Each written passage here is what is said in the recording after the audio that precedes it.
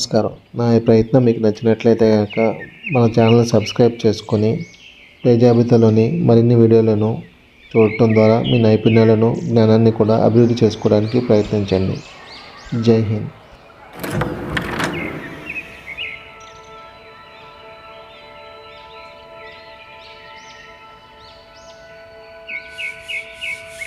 Please subscribe for more videos.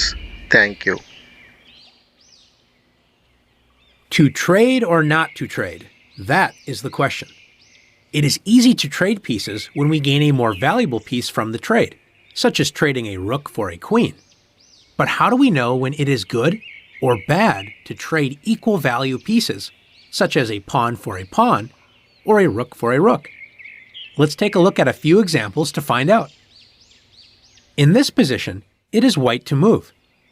Should white trade rooks by trading black's rook on d8?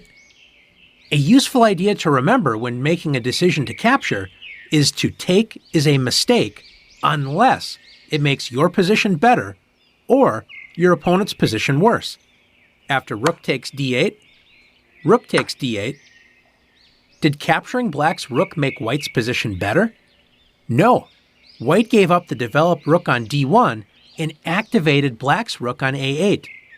Notice black now controls the open d-file. White's remaining rook is passively placed on a1.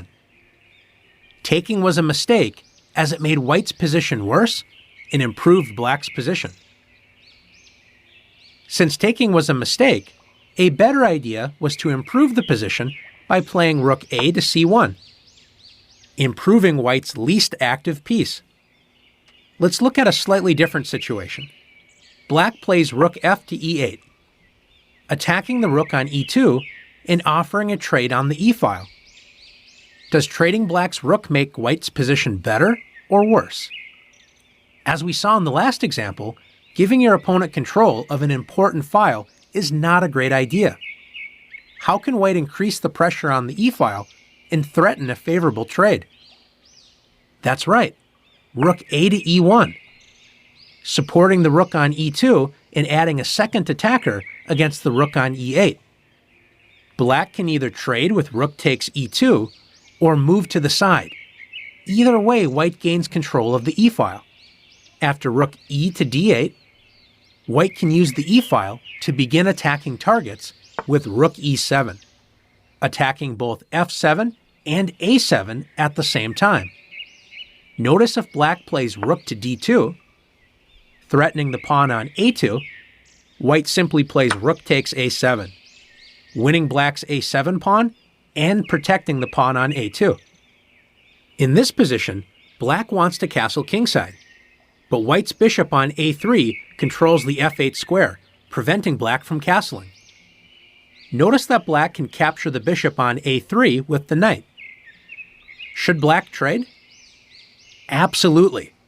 After knight takes a3, black trades white's annoying bishop, allowing black to improve the position on the next turn by castling.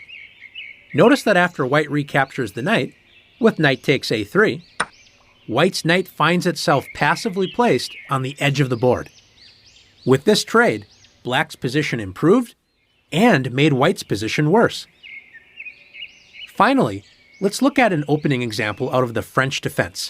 After e4, e6, this is known as the French defense, d4, and d5, black attacks white's pawn on e4. White has the choice to capture black's pawn on d5. Should white make this trade? Although it is an even trade of pawn for pawn, notice that after e takes d5, black's light-squared bishop that was blocked enjoys the opened h3 to c8 diagonal, so black's position has slightly improved, while white has not gained any clear advantage by trading. For this reason, the move knight to c3, developing a piece, protecting the pawn on e4, and adding pressure to d5 is a more popular option. White can also play e5, pushing the pawn forward and gaining space without trading material. Now that we've studied the pros and cons of trading, it's your turn to practice deciding to trade or not to trade.